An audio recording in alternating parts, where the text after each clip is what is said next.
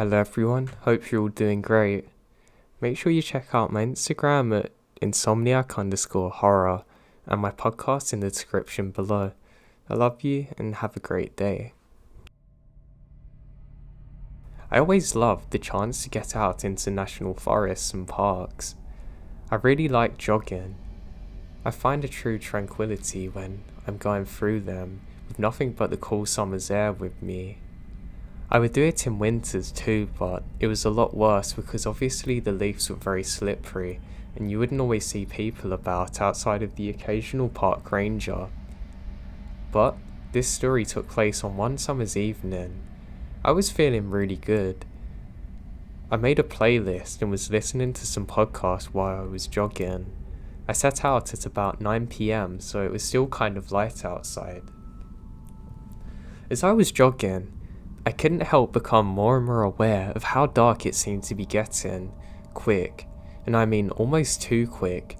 I'd go on my phone for literally less than 5 minutes, and when I looked up, it got noticeably darker, not just in the sense of my eyes adjusting. I mean, it was a weird feeling, and I feel like somebody's watching me.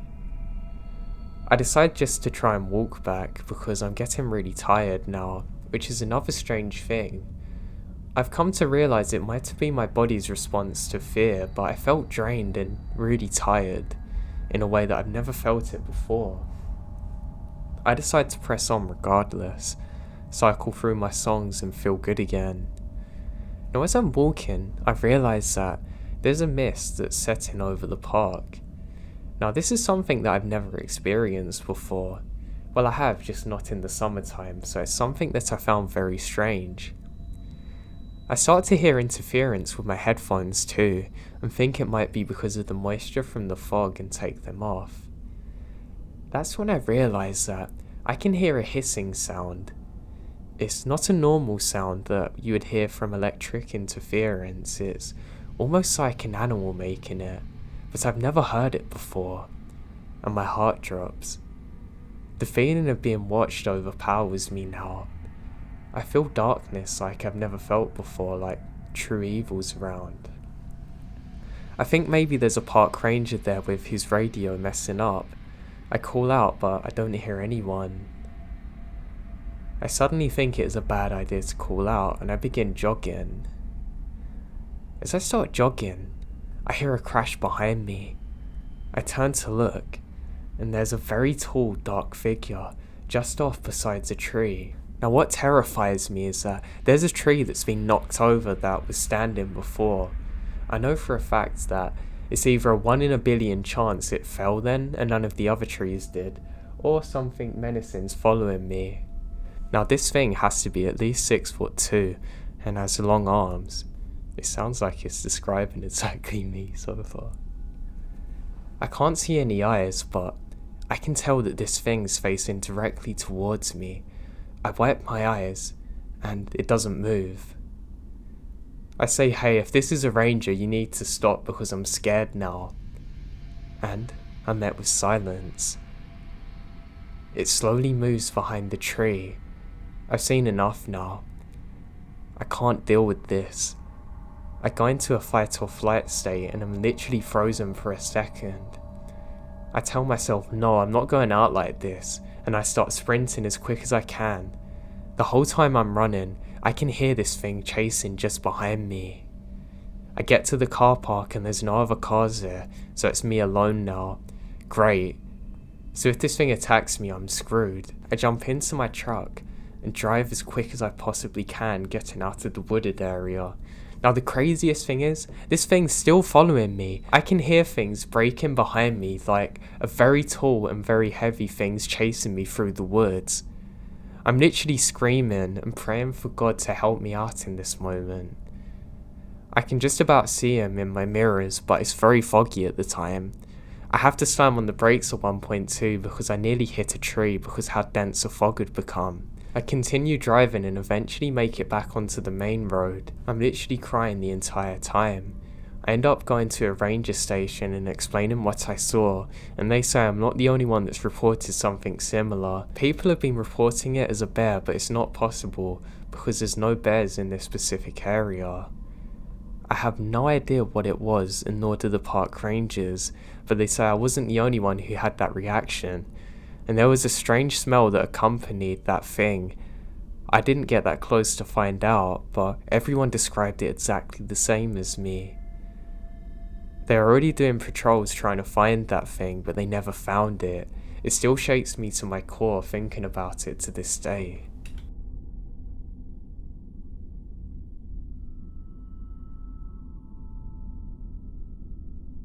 So this didn't happen to me, but I live in the area where it took place. My friend and I were discussing the scariest things that we've seen in the woods, and he told me a story that happened to his friend. So this guy was with 5 of his friends and were spending a few days in a cabin hunting and trapping. They were not drunk but had a few beers to unwind one night, so one of them goes out to the outhouse to use the bathroom. He can hear some faint beating sounds in the distance like a low drum. So he finishes in the outhouse and goes into the cabin to tell his friends to come and check out the sound. So they all grab their rifles and walk out the ridge of their cabin, down the holloway behind it and up the other side. It's a pretty rocky area, so the sound travels far. They could tell that it's just over the hill, so 5 of them spread out about 50 feet and walk up to the top. They can't see completely over there because there's large bushes around them. Now, they just sneak down and try and see what it is.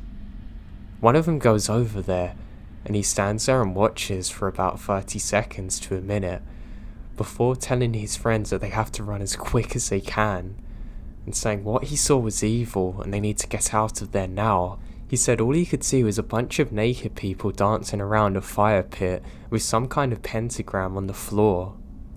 He never told them about everything he saw.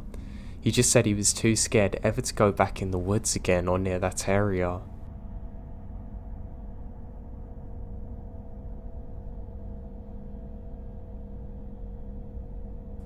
I was born and raised in Charlotte, NC, and still live on the east side. There's a local public park near my parents' house called McAlpine Creek, which was mainly a large cross-country trail stretching miles across East Charlotte. The park is enveloped by hundreds of acres of dense forest and underdeveloped land that is discreetly placed amidst busy streets and highways. You almost don't realise it because of the stretches of infrastructure around it. There's a myth and folklore tale about a devil church or satanic ritual area deep within that park. There's a few videos of people trying to find it. Now, in my senior year of high school, after searching around the internet, I heard about where this is supposed to be and decided I want to find it. So my girlfriend and I at the time decided to try and find it on the road that leads into the church. We end up driving down miles of winding roads behind a Carmax that borders the dense woods of the park where a small neighbourhood of sorts is. I think I got the 2 street names wrong, but they're very close to the spot. Now, cautiously driving down these quiet and dark roads, we found a seemingly abandoned dirt track offshooting from the paved road. Keep in mind that there's almost no streetlights anywhere.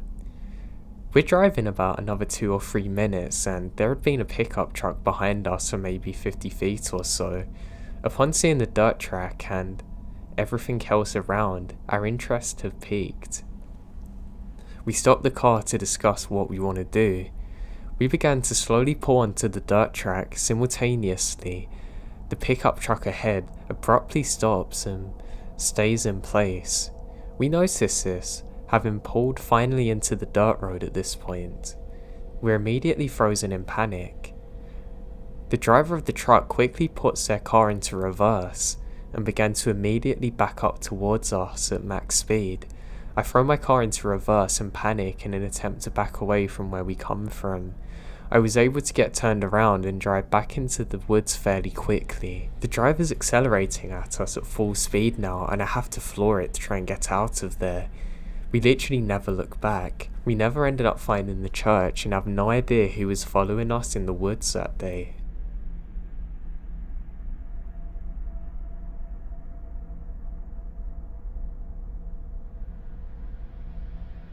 I'm not sure if this is the right place for this, but When I went to high school in a small Minnesota town, mostly farmland intersected by wooded areas, and of course dozens of small lakes.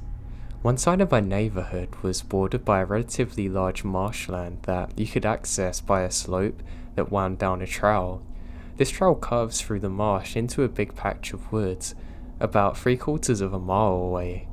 In the fall or spring, after heavy rain, a fog would often settle over the marshes, as it was much lower than the surrounding area. It really looks like something out of a Stephen King novel. After one of these rains, my brother and he's probably about 13 and I was 16 at the time, decided it's a great idea to explore the woods in the fog. Although the sun was setting fast, we knew that we could make it into the woods in about 10 minutes if we left immediately. We grabbed a couple of flashlights, knowing that it would get dark by the time we got home, and we head for the trail. Once we're in the trail and moving, it hit us just how thick the fog is. We'd only been walking for about a minute or two, but we have absolutely no visibility behind us, and 5 to 10 feet max in front of us. So we continue walking for a few more minutes, now we come up to a curve in the trail. This curve signaled that we're only about 100 yards from the entrance of the woods. At this point, there's a small lake on the left side of the trail and some marshland further to the right. Now we began walking past the lake when we hear a splash. Definitely much bigger than a fish jumping, almost like a person done it. It's a really strange sound. Now we couldn't have been up there for more than 15 seconds when we heard cracking and shuffling in the brush up ahead to our left. We stopped dead in our tracks and waited. At the end of our eyesight, which could only have been about 10 feet, a figure steps out from the brush bordering the fog. Now, it's so thick that we can't make out details, but he must have been about 6'4" and very broad-shouldered. As this figure made its way into the middle of the trail, my brother gasped and stopped. Its head shot over and looked right at us. It felt like it must have been an eternity, but it couldn't have been more than a few seconds. I felt true terror in that moment that I've never felt before. I began to take a small step backwards, and suddenly, the figure took over into the marshland running again. There were no houses or buildings or anything for miles in the direction that we ran. We kept on sprinting until we got back home, and we never went back to that area again.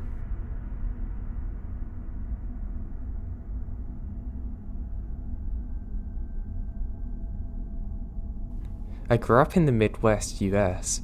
When I was a senior in high school, I was out for a hike at a local trail in the National Forest. This is a good 20 miles from town, way out in the sticks. It's a box canyon, so you start at the rim and hike down into the canyon.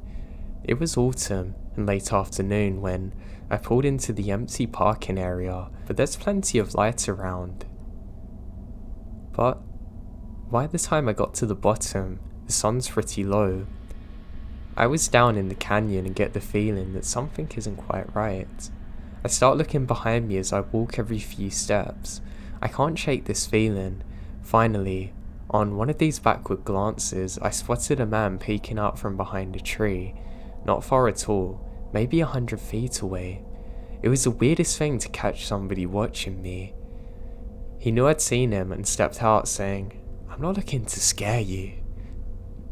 He's a big adult male, very old looking, and I'm a scrawny 16-year-old kid, and we're on a trail in the public park. There's no reason to hide like that. He seems alarmed that I've even seen him. The only reason he was out there is if he's weird.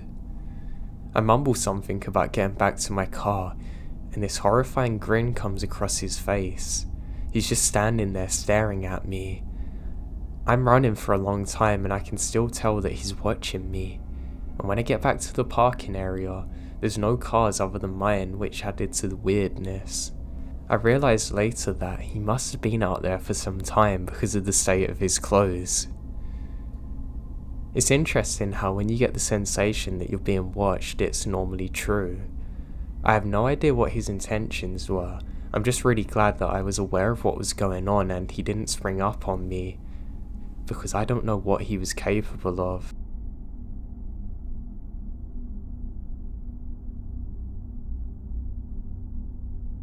I went to a summer camp in a rural part of New Jersey back in the mid-1990s. The camp was situated on a long, narrow man-made lake. One end of the lake was reserved for swimming, which we'd do as a group activity every day or so.